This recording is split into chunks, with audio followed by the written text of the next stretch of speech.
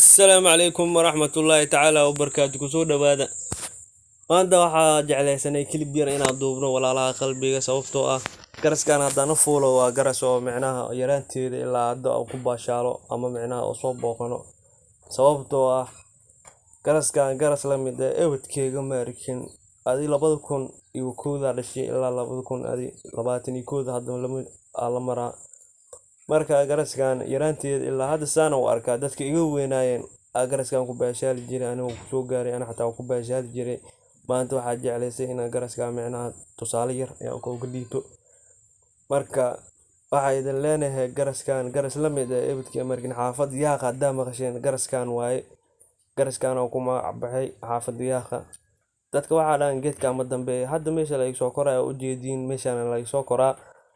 marka adi 10 qof ilaa 15 qof waa deeqda fadlan hadii idin ka horeyso oo channelkan oo tayfa soo booqateen like share dhiirgelin baan oo tahay. Wassalaamu calaykum tacaala wa barakaatuh.